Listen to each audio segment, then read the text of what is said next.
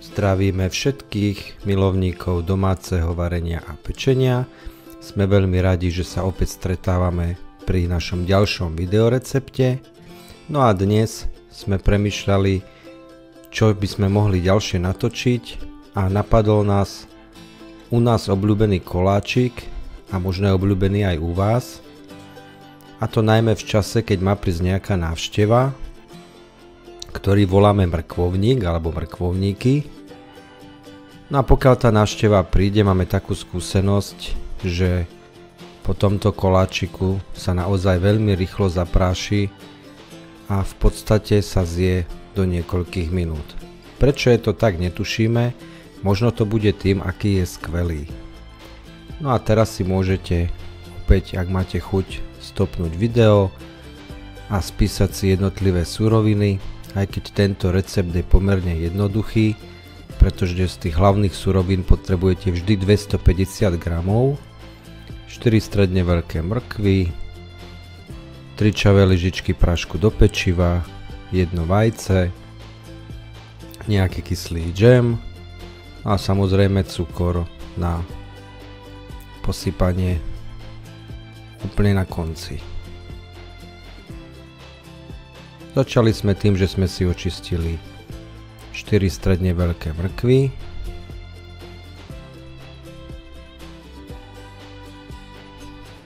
A následne tieto mrkvy nastrúhame na jemnom strúhadle.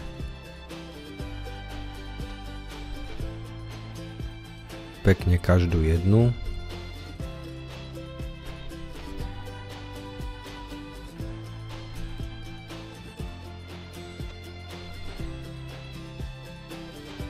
A keď máme mrkvičky nastrúhané, budeme k nim pridávať maslo,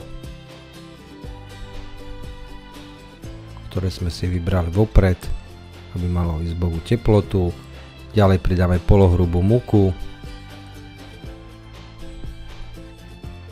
prášok do pečiva,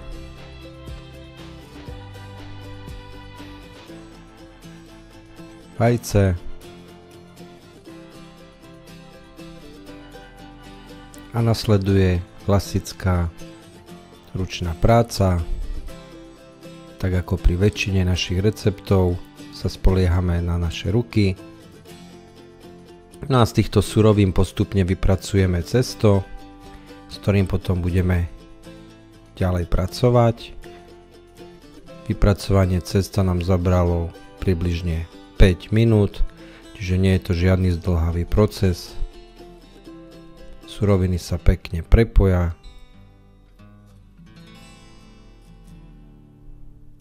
a takto vyzerá cesto tesne pred dokončením. O tomto koláčiku by som ešte rád povedal, že je veľmi vhodný aj pre diabetikov. Samozrejme musíte dodržať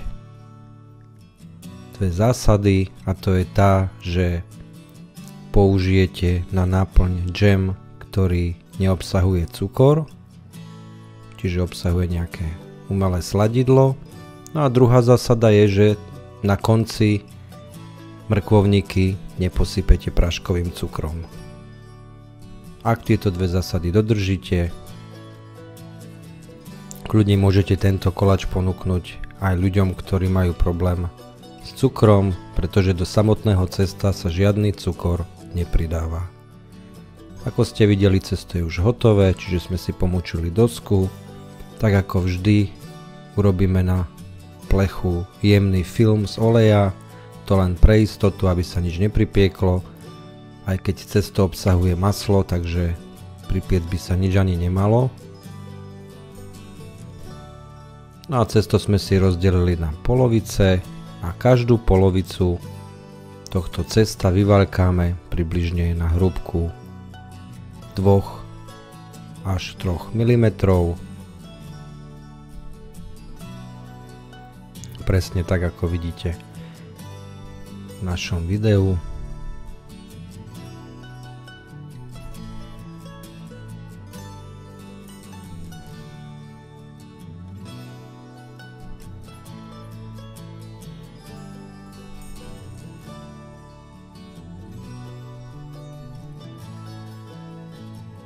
No a ako náhle máme cesto pekne rozvalkané, začneme si od oka krájať obdĺžničky, dosť veľké na to, aby do nich vošiel lekvár, aby z nich nevytiekol a zároveň aby sa pohodlne jedli, či už ku káve, k čaju, ale tieto koláčiky sú výborné aj k vínku.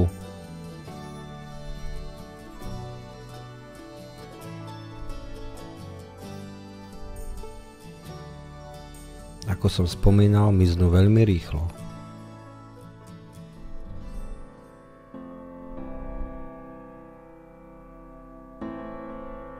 Koláčik vôbec nie je náročný na časovú prípravu.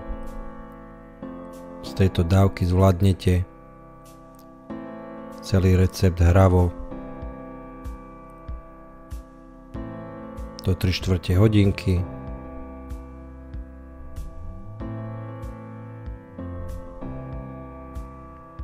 My sme pridávali rybezľový džem, to je náš obľúbený, pretože je trošku kyslejší a veľmi dobre ladí oproti posypanému práškovému cukru, ale pokojne použite taký džem, ktorý chutí vám, ktorý vyhovuje viac vám.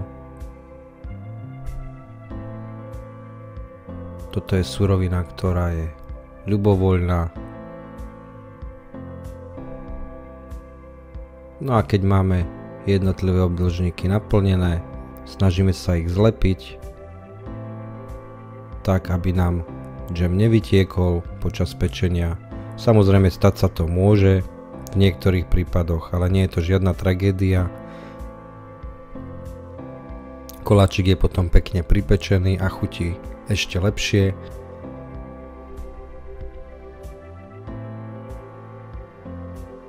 Takže ak sa vám to stane, nič si z toho nerobte.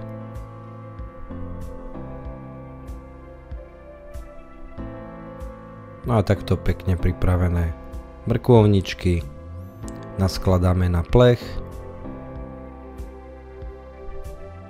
Pekne jeden vedľa druhého.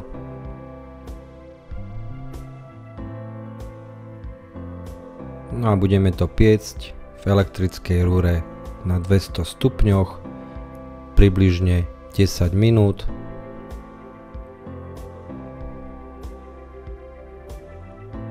Po samotnom upečení je samozrejme dobre nechať mrkvovničky vychladnúť. A to tak, že ich hneď vezmeme z plechu preč, aby proces pečenia ďalej nepokračoval. No a keď sú vychladnuté a máte radi sladké, môžete si ich pokojne posypať práškovým cukrom. Výborné sú aj bez tejto posypky. No a môžete si nakoniec vychutnávať mrkvovníky, koláčiky, o ktorých je známe, že sa po nich veľmi rýchlo zapráši. Ďakujeme, že nás sledujete, že odoberáte náš kanál, že zdieľate naše videá a tešíme sa na ďalšie stretnutie s vami.